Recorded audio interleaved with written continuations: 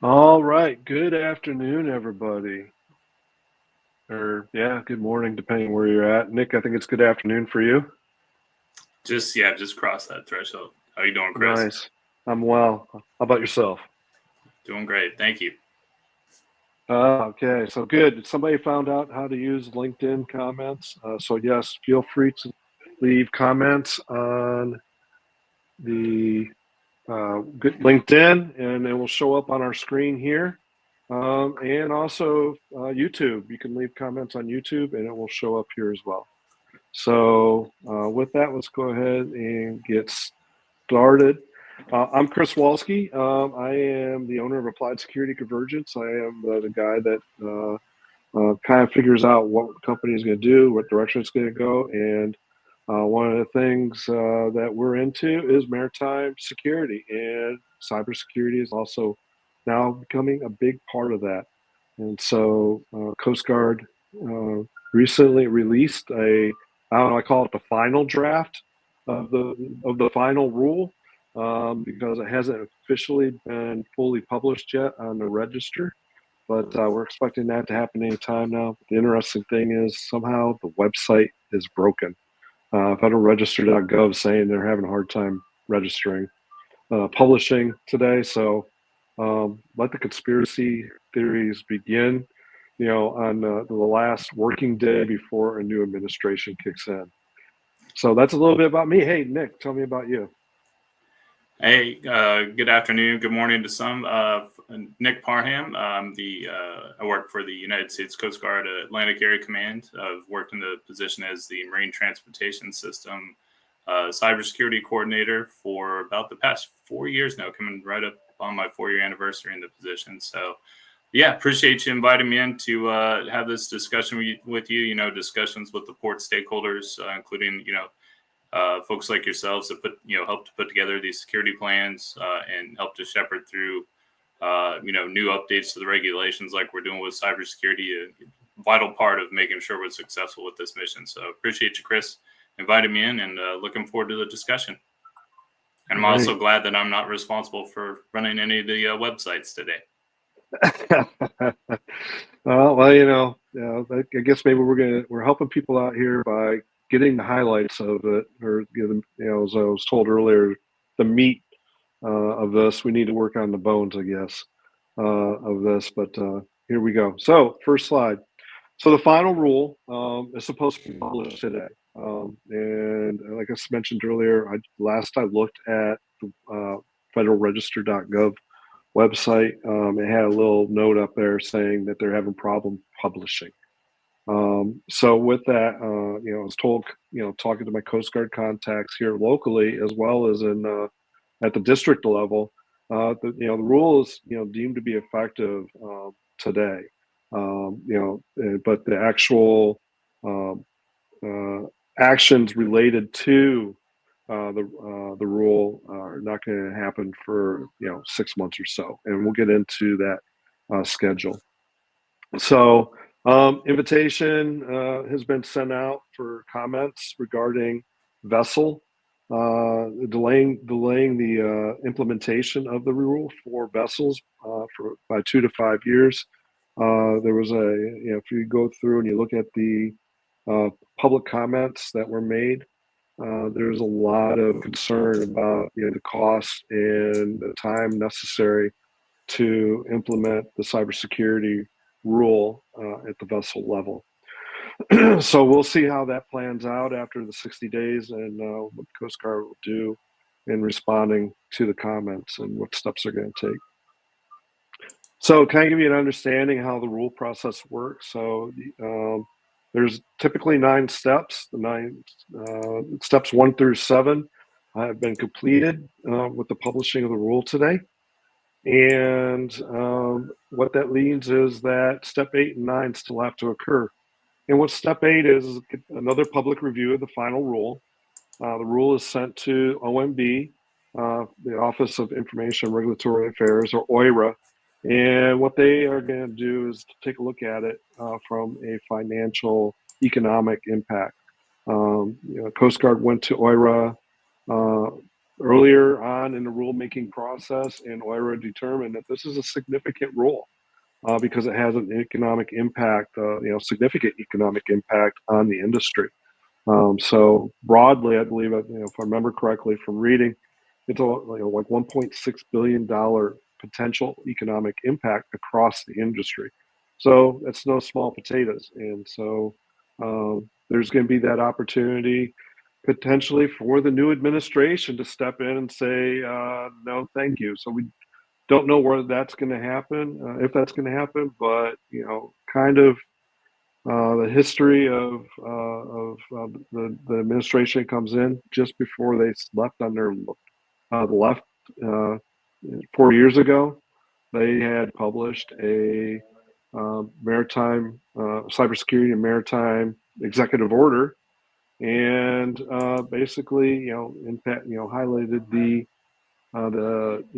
necessity for cybersecurity in the maritime realm. So, this goes along with what they published before they left. Maybe they'll keep it, or nothing will change. Like I said, there's always the potential for it to be done.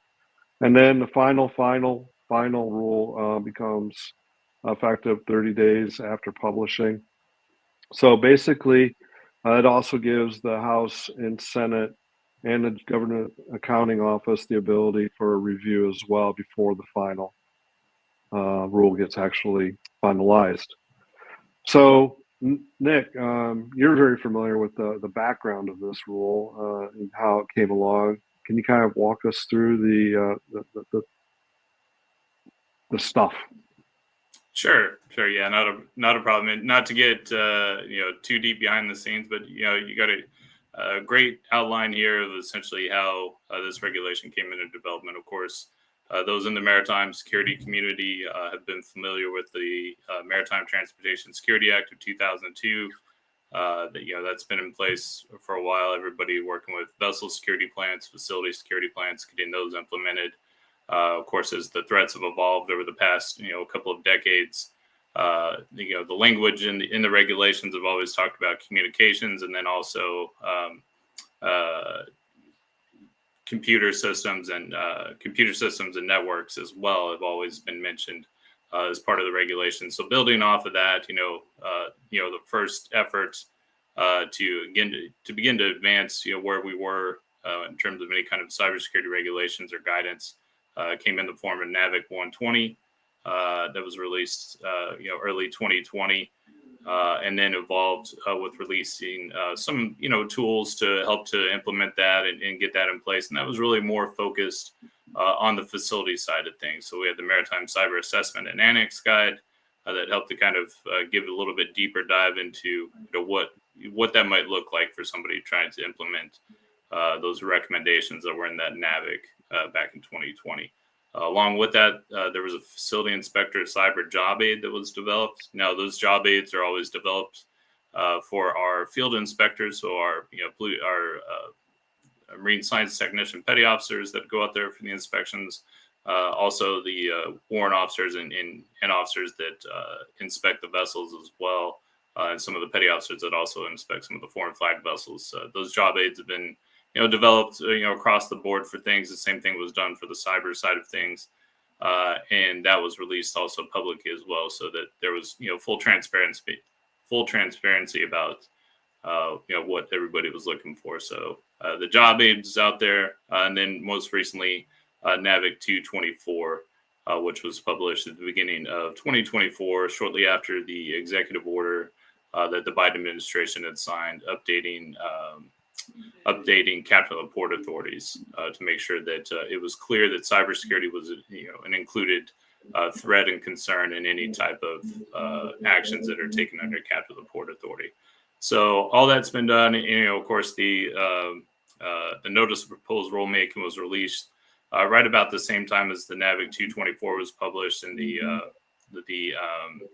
executive order and everything that was released last year. So we've had this time of it being out in the public to consider the language that's out there, receive the comments, make the adjustments based off of those comments where the Coast Guard determined they needed to or should. And then we have this final rule. So, like you said, we've got until July this year that they consider it the effective date. So there, as you said, there's some deadlines that are in there, and we'll get into that. But yeah, it kind of gives the background of everything and how we've gotten to where we are today. Yeah, I was sitting there. I'm a glutton for punishment, and I actually read all 300 and was it 70 pages of the with all the comments in it. And I tell you, if if you really want something that's going to help you put to sleep, that may be the document to do it. But the other thing to go with it is for me, it helped me also kind of get in the mindset of what Coast Guard's looking at.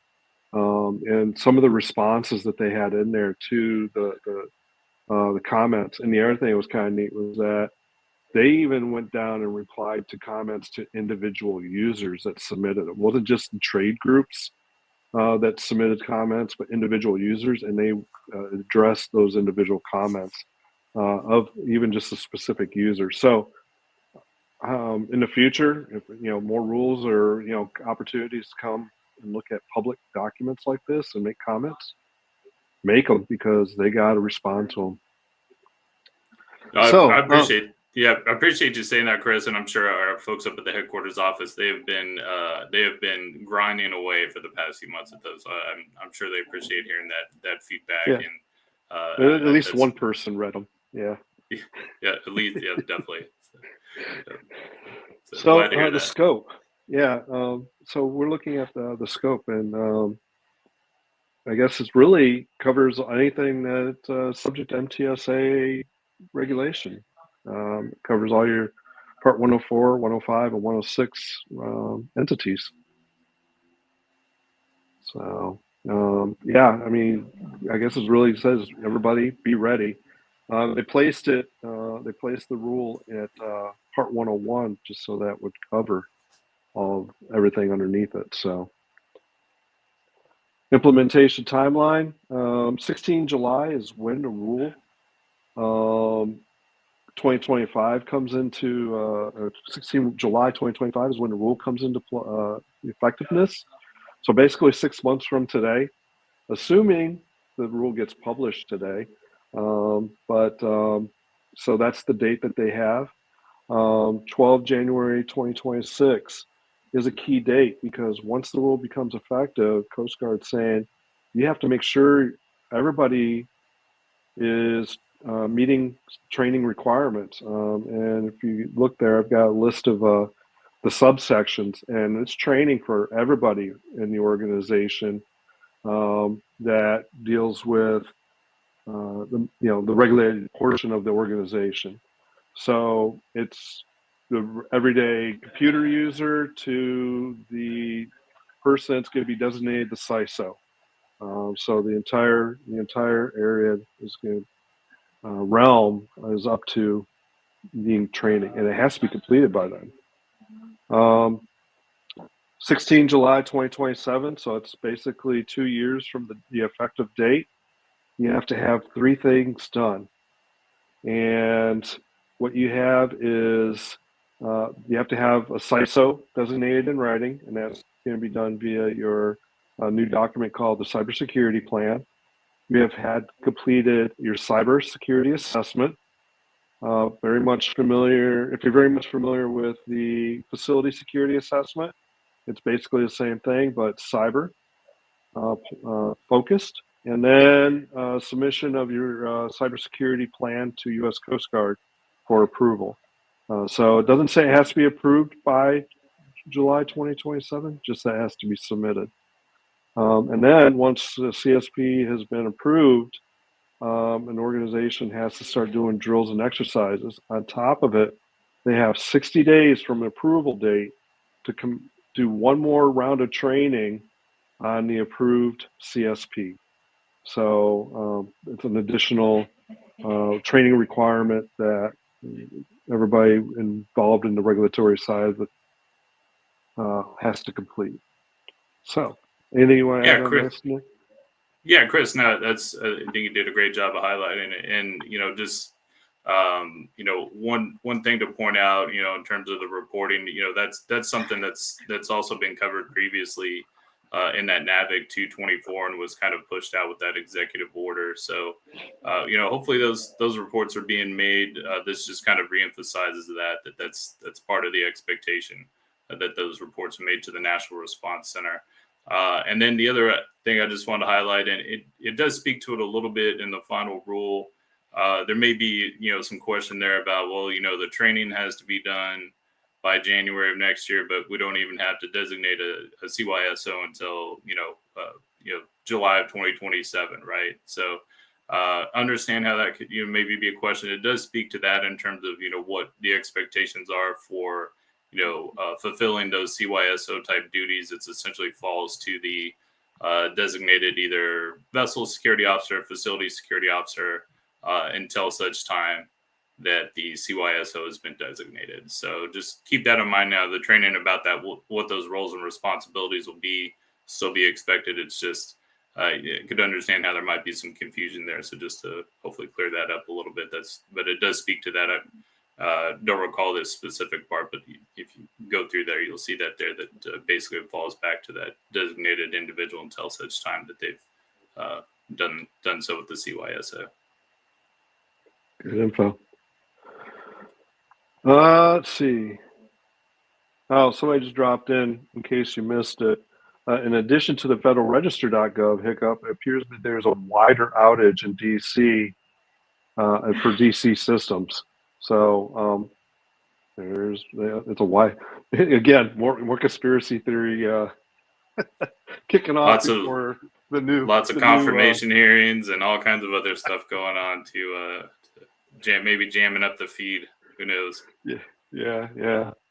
So we talked about identifying who the CISO is or CYSO.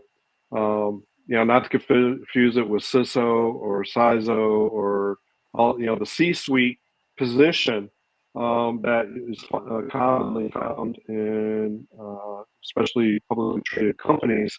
But the CISO is the person that's going to be responsible for this program within an organization. So at the maritime organizations now, you have a vessel security officer or a facility security officer, and they're responsible for the physical security piece of it. This is going to be another person, or it could be the same, that is going to be responsible for handling the cybersecurity for that facility or vessel.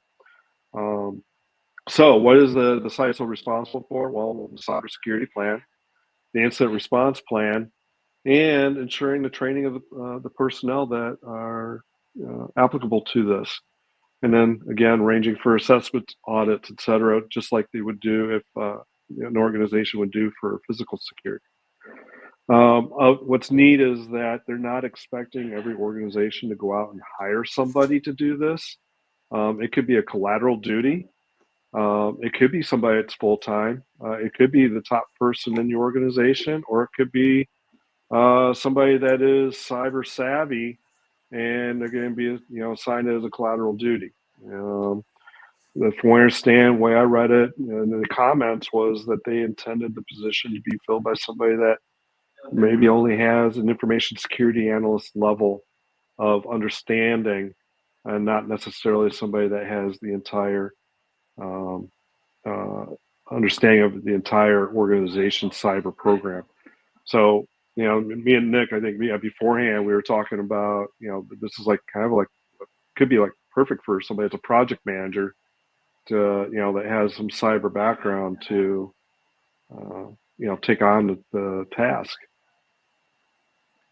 I mean, the key, I think you make a great point there, and really it becomes an emergency management function, much like the facility security officer and the vessel security officer is. The key is that person that's designated understands the vulnerabilities, understands the threats that are there, how they might be compromised, and then essentially who to call for help either within the company or contracted organization for support should you find yourself being the victim of a cyber attack that's impacting your operations. So that's essentially somebody that can gather that information, act on it, and be kind of that conduit as well for the officials that are going to be reaching out from Coast Guard, whether it be Coast Guard, FBI, CISA, And again, understand that you guys don't want to get called by all three of us, but whoever that might be, making those contacts, they have a designated person to contact or their alternate, and making that adaptation for alternates in case somebody does have to be away. So, yep. Yeah, that's that single point of contact, and you see that a lot within the physical security side and the documents.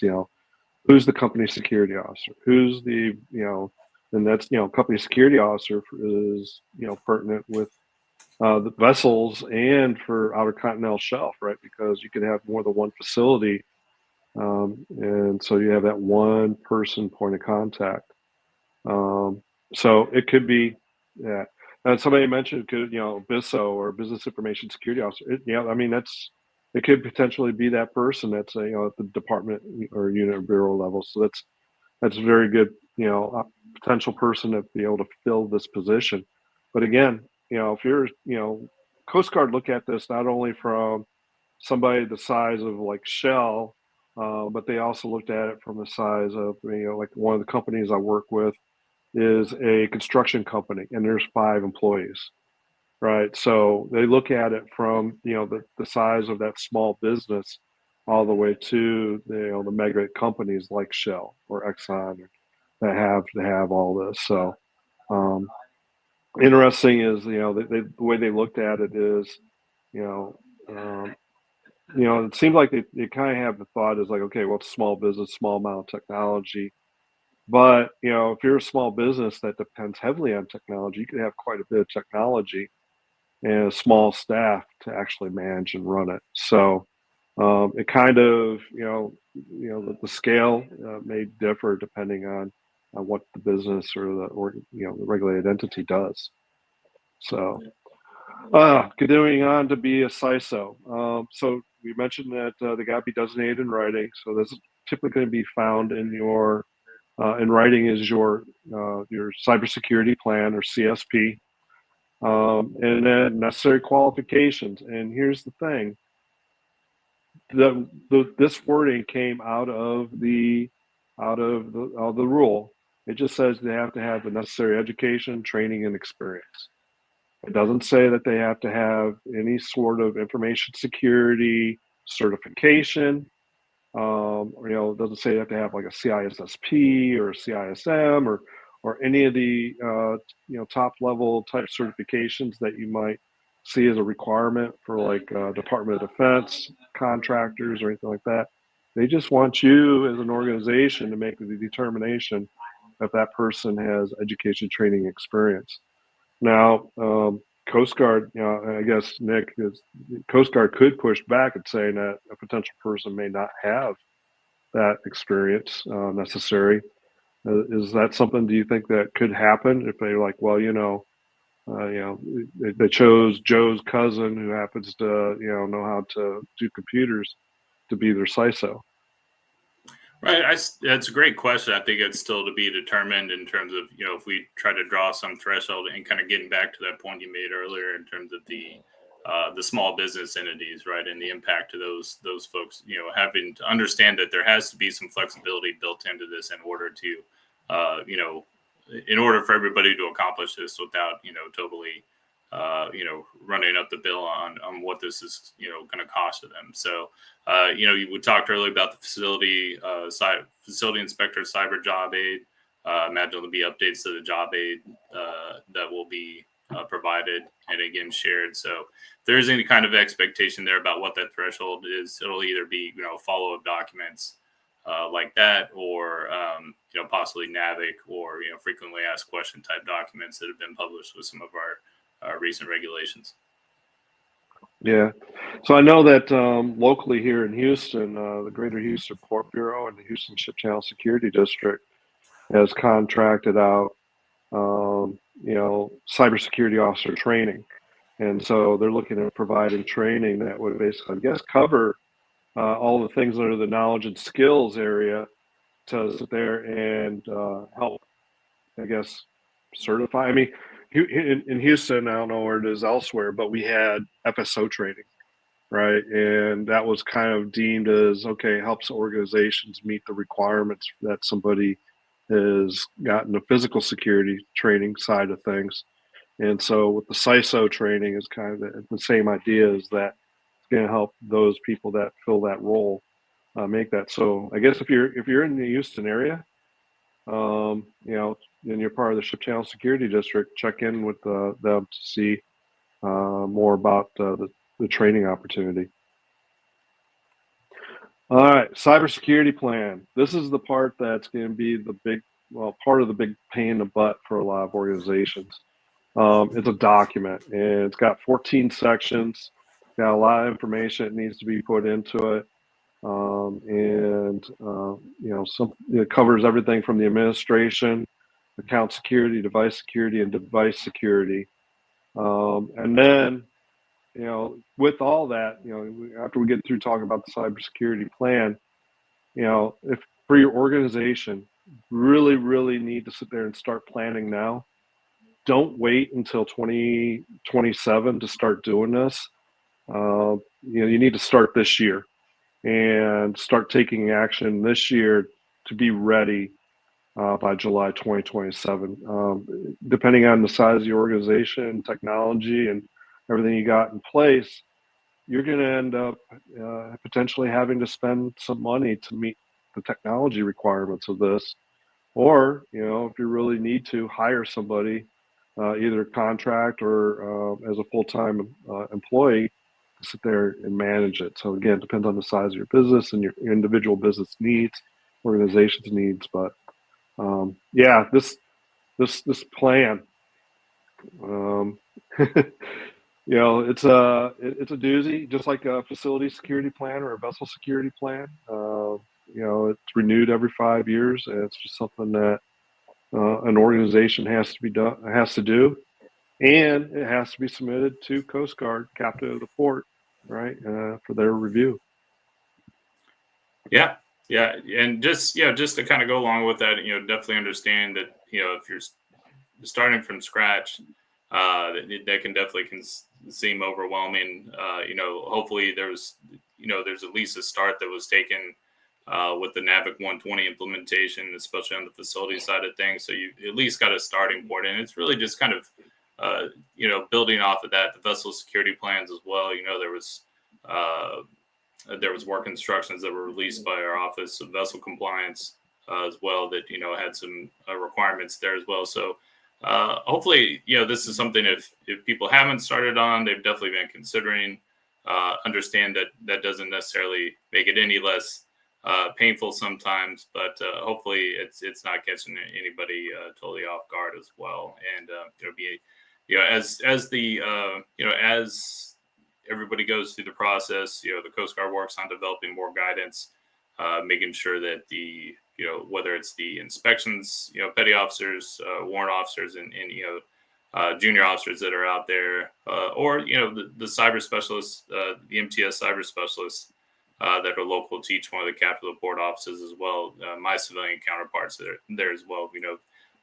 That'll be part of the that continued engagement, just like I'm doing today, continuing to engage with the stakeholders to help to work through those questions as it comes through. So definitely understand. Yeah. It looks like a daunting task, but hopefully understand there's going to be support provided as well. Yep.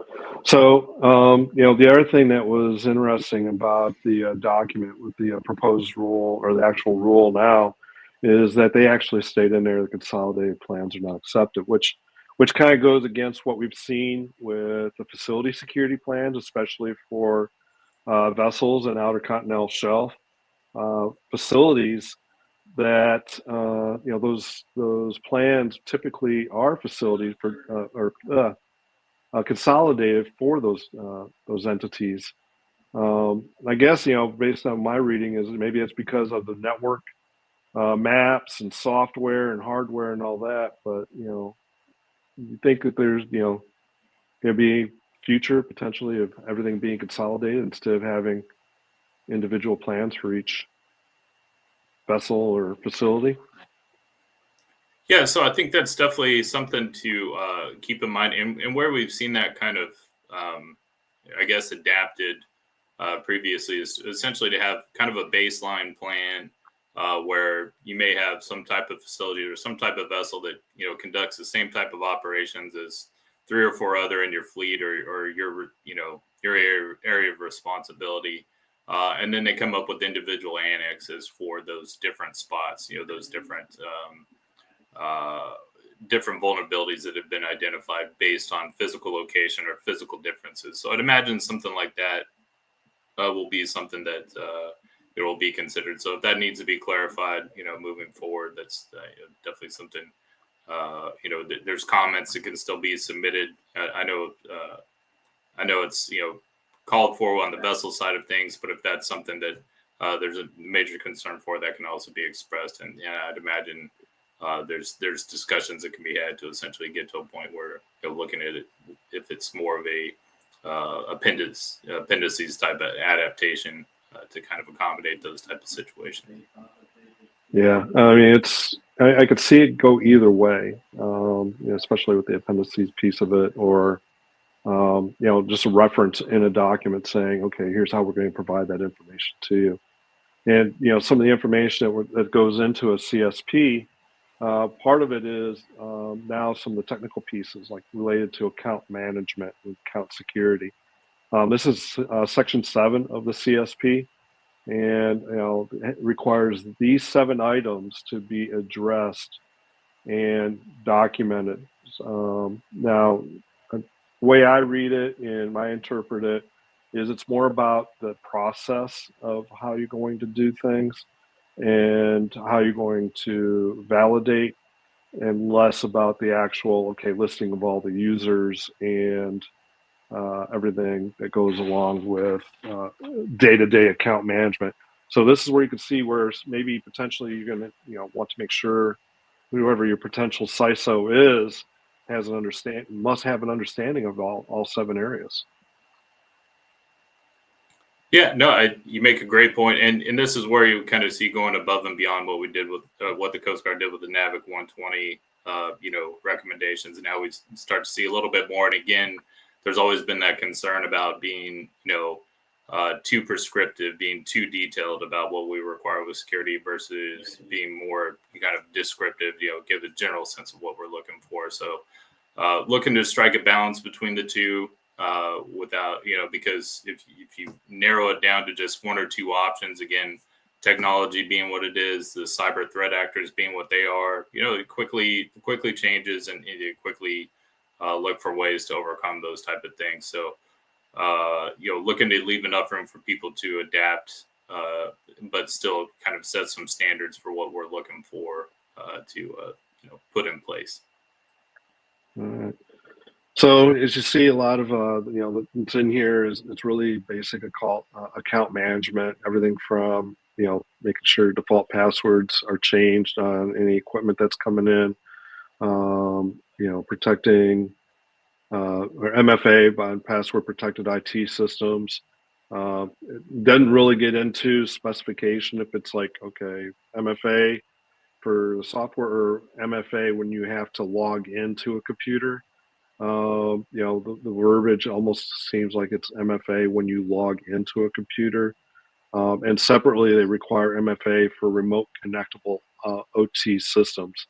And by remote connectable, typically, I think what they're looking at is if you have a third party, or if you and your organization have engineers that work remotely and they need to get into the operational technology equipment, that in order to get into it from the internet, they need to be able to, one, use a username and password that is unique to them, but 2, also be able to respond to an MFA request before getting to it. So those are the types of things that you would be looking at, is potentially needing new technology requirements, or purchasing of software or services to meet these requirements. A lot of this is, considered, basic cyber hygiene, for some, especially, separation of regular user and privileged accounts. So, All right. Let's see. I do see a couple of questions here, and I will get that in just a little bit after we get through the security measures. All right. So device security measures. CSP Section 6 covers hardware, firmware, software, inventory of authorized systems to be installed. Um, so you have IT and OT systems. You actually have to have an inventory. And this is where I think that how you address the requirement is going to be interesting because they want an inventory and they want to be part of the CSP, but inventories are fluid, from week to week, and you don't want to have to do a CSP every time your inventory changes. So what's the thought with regards to the inventory management piece of this, not only for the hardware firmware, but also inventory of network connected systems? What kind of thought process is that an organization should be taking to get this into the CSP? Well, I'd say at a minimum, there's a snapshot at the time of the assessment, right? So it requires an assessment to be done prior to drafting the cybersecurity plan right now. So at a minimum, that inventory conducted during that assessment. And then I would not, I would not say that this is something that needs to be submitted typically with things like this when there's things that are changing, often rapidly. It's essentially made available to the Coast Guard upon request, or made available to the captain board upon request. So that would be what I would foresee. Again, that's whether that's the final final determination on that, but I would see something similar to that. Kind of language kind of being implemented, understanding exactly that it is so fluid. But at a minimum, making sure that was inventory was conducted at the time of the assessment. I think that's a reasonable expectation. But again, with the understanding that down the road, it's going to change potentially rapidly. Yeah, So yeah. For me, yeah, it does. And I think the other thing is if if as I go out and I'm going to be doing, I do audits and inspections, not inspections, but audits and assessments for the organizations, right? For me, it'd be like, okay, I'll walk up to a computer and say, okay, show me where this is in your inventory, and be able to produce an inventory record, right? I think that would be kind of how I would go about it. From if I was a Coast Guard inspector, come out and say, okay, show me this device, and you show me the serial number, and it's inside of your inventory, kind of a spot check type thing. With audits and assessments, it's about examining, inspecting, and testing. The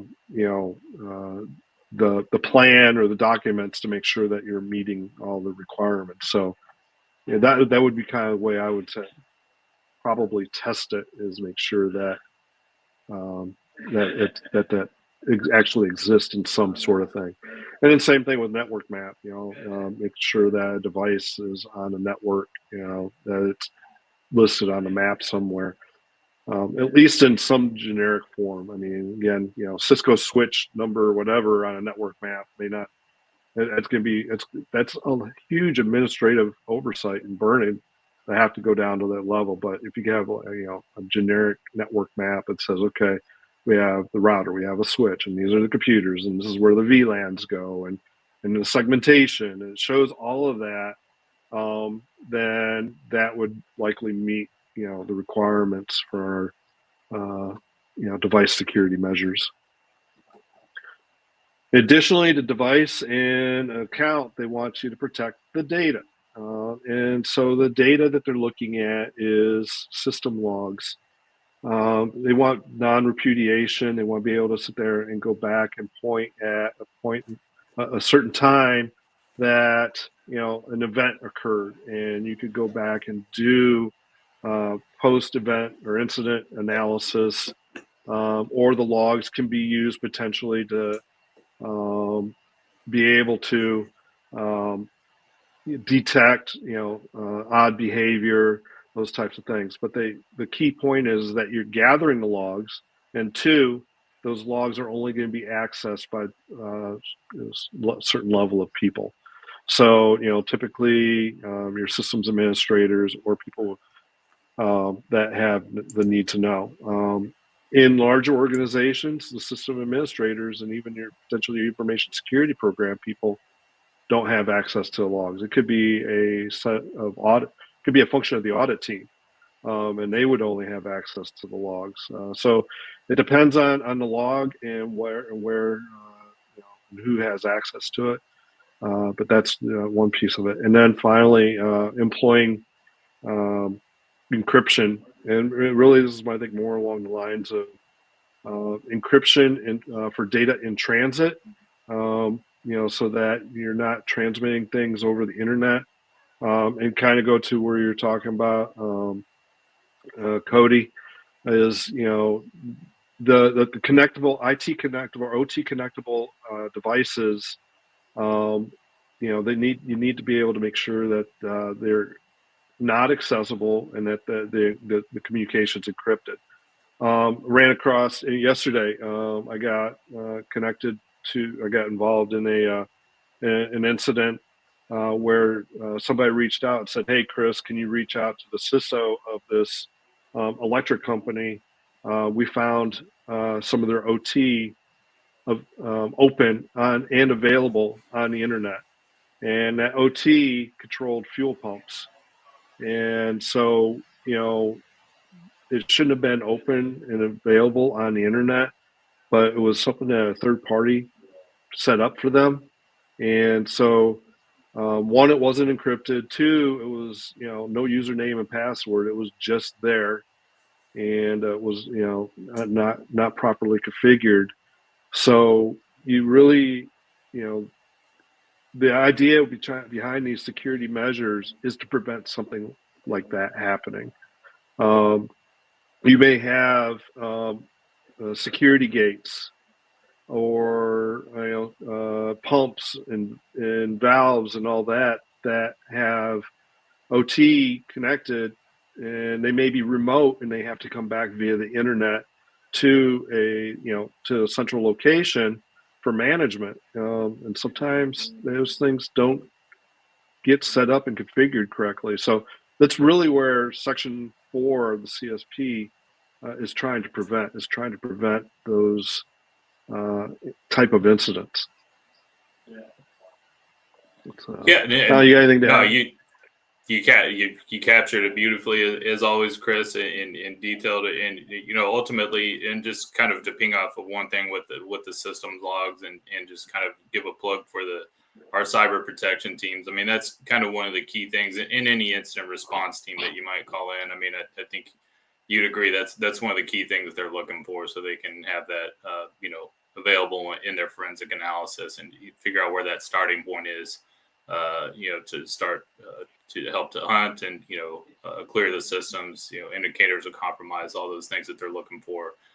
Without that in place, it really makes their job more difficult. So, but the outward-facing devices and those that may have unintended consequences of having remote access. Yeah, I think you captured it perfectly.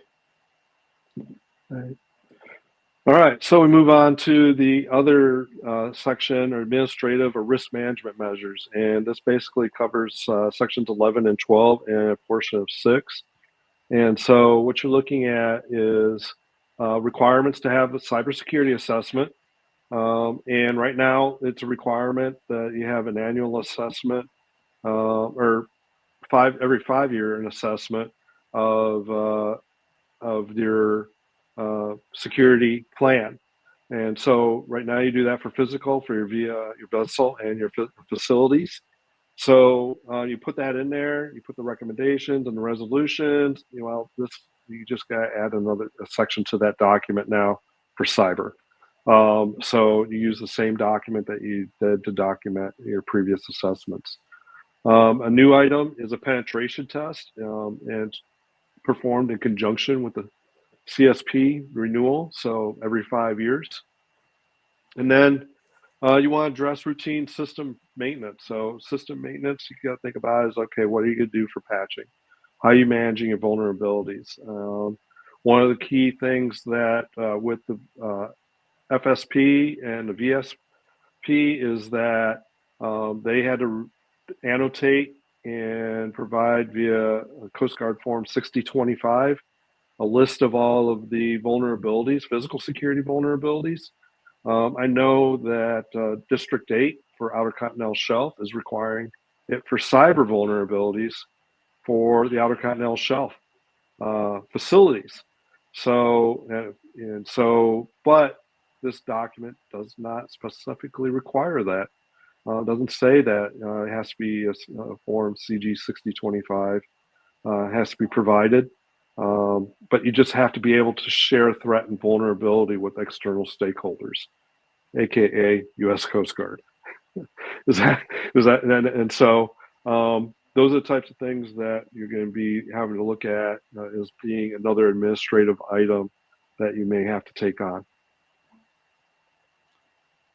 Yeah, no, absolutely, Chris. And, again, you kind of highlight what we've already kind of discussed a little bit in terms of any kind of, forms and guidance that likely needs to be updated in conjunction with this. So I think that, pretty much anything associated with MTSA and, the forms and documents and job aids, that's all going to be on the table as we move forward with this to take into consideration. Certainly, feedback like that is going to be key in terms of, what truly kind of helps to answer those questions, and what helps to kind of move the ball forward for everybody as we look to improve cybersecurity. Yep, definitely. All right, second part of risk management. Everything has been going on about supply chain, and especially in this current administration, about their concerns with China and Chinese technology being purchased or implemented inside of equipment, not only just from purchases of IT type of equipment, but operational technology and devices that uses that operational technology, i.e. ship to short grains is a big thing that came up this past year. So now they want you to take and have a better understanding of your procurement process and the vulnerabilities and issues that may come with procurement. The other thing is, like I mentioned with the gas pump that was openly exposed, better management of your third-party connections, your third parties that have access to your environment. There actually is in there a requirement that if you have somebody coming in to your environment that has not gone through any of the training that you have set up for cybersecurity for your organization, you have to monitor their access. So it's almost like the escort rule for physical security. You almost have to escort that person while they're doing their work inside of your environment, virtual escort. So that's something that's you're going to have to potentially take a look at and how you determine how you're going to implement. Resilience, again, this all comes back to understanding the backups program, how you're going to do your data backups, evaluating periodically your security plan and incident response plan. So these are not intended to be documents that you'd write up and you put on a shelf. And, these are items that should be reviewed periodically and tested. And hence the reason and need for drills and exercises. And the other thing they want you to do is make sure you have, and we kind of hit this earlier, is the network segmentation. Make sure you restrict access to the operational technology networks. And even though it's not really network segmentation, but they want you to make sure that you control unauthorized media from being utilized inside of your environment. So does that mean turning off USB ports, potentially, finding software that does that? Or, I've seen where people have taken like caulk and filled the USB port with dielectric caulk that prevents the USB ports from the devices being used. So the final set of risk management measures. All right, No, cyber incident. Yeah, go ahead. yeah, perfect. I was reading. I finally realized how to read the comments. So I was reading through the comments. Sorry. Hopefully there was anything there, but I was finally reading through the comments. Looks like some great comments there. So it looks like Yeah. we've answered most of them. But yeah, sorry. Go ahead. Yeah, so the cyber incident response plan, literally, this is pretty much all it really says about it in the document is that you have to have one. And in it, you must identify the people and their roles, their responsibilities, and identify who the decision makers are. Now, how you go about writing your incident response plan, is one of those things that I would go back and I would look at industry best practices of what an incident response plan looks like. There's a lot of great examples out there that you can go and pull down, and if you don't already have one, to actually go and build one out. And this should be basically an appendix of your CSP that you when you submit your CSP you have that included in there because captain of the port's going to want to know. They're going to want to evaluate and see, okay, do you have phone numbers for CISA? Do you have phone numbers for Coast Guard and for the NRC and whoever else may be part of your incident response process?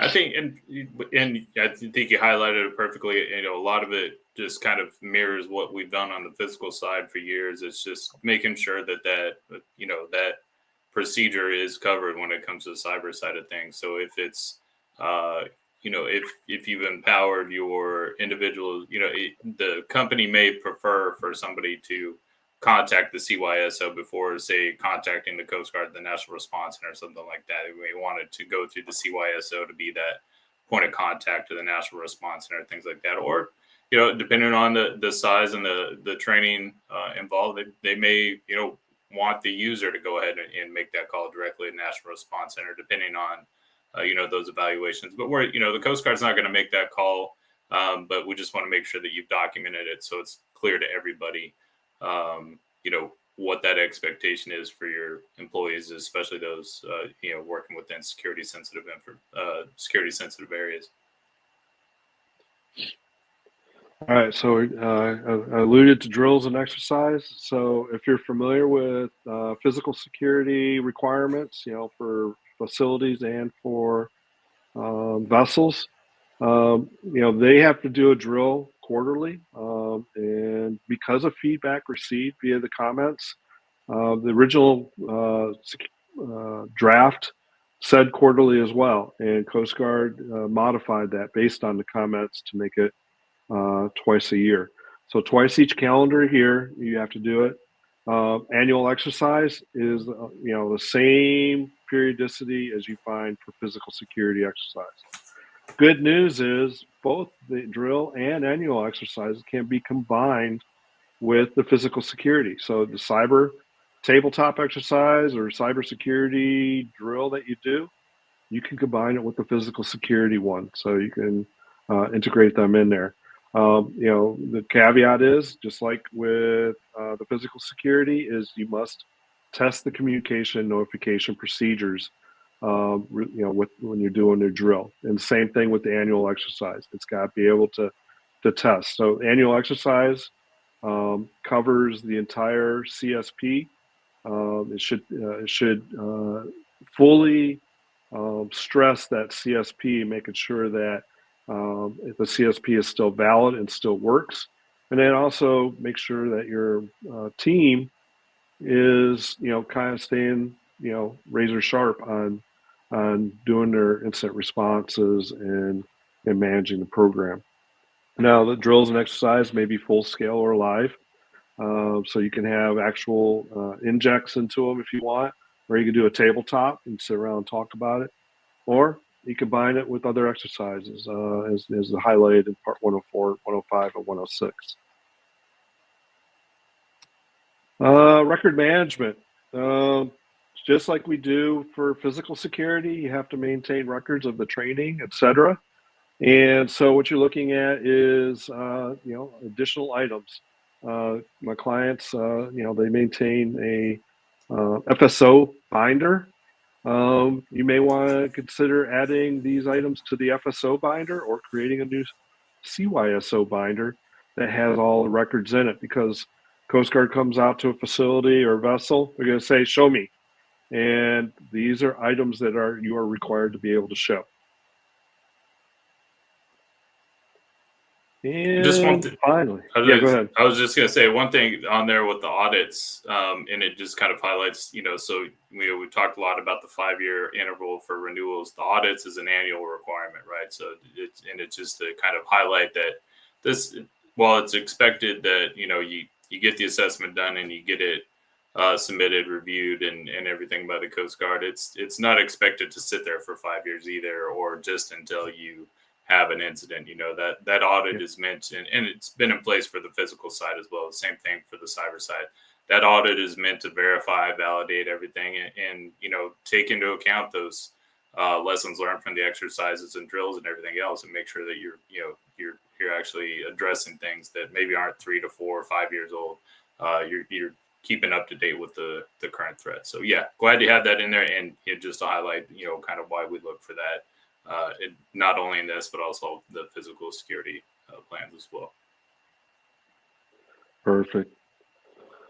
All right, so CSP follows a lot of the same themes, format, and flow as like your vessel security plan or facility security plan.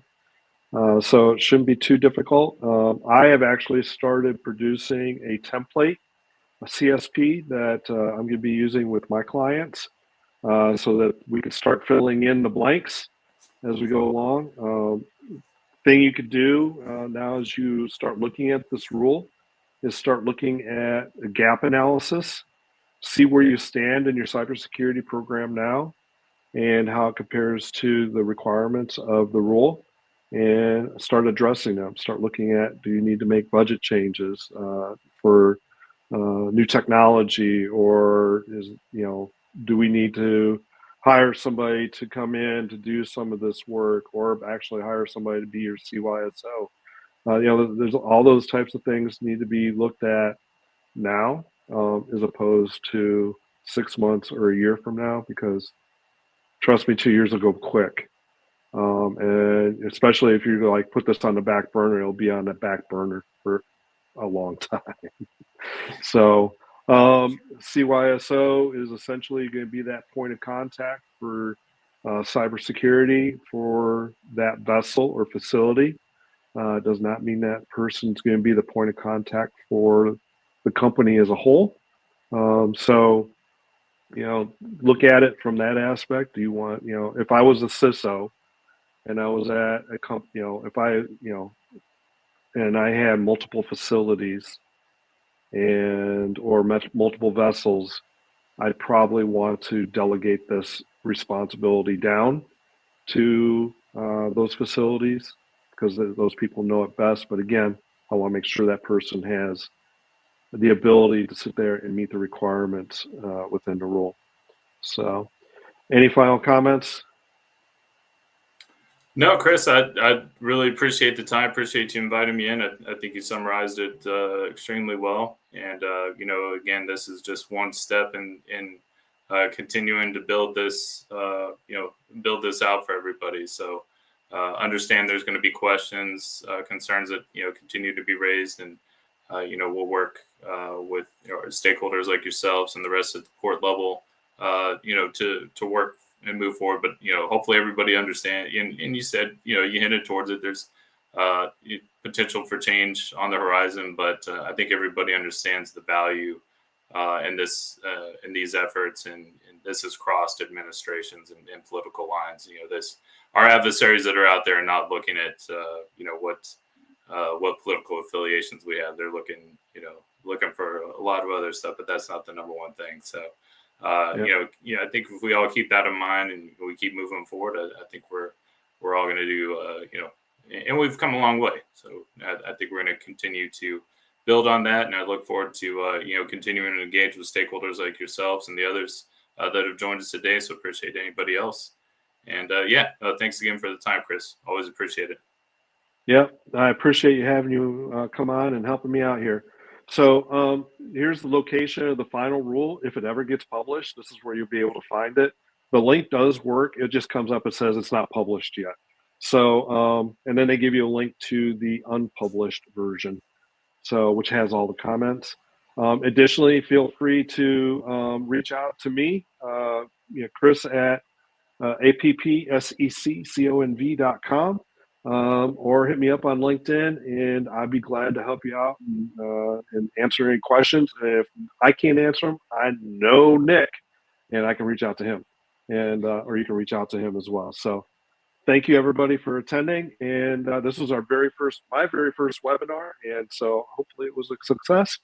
Have a great day, and if you're in the South, bundle up because it's about to get really cold. So take care. Have a great day. Thanks. Take care.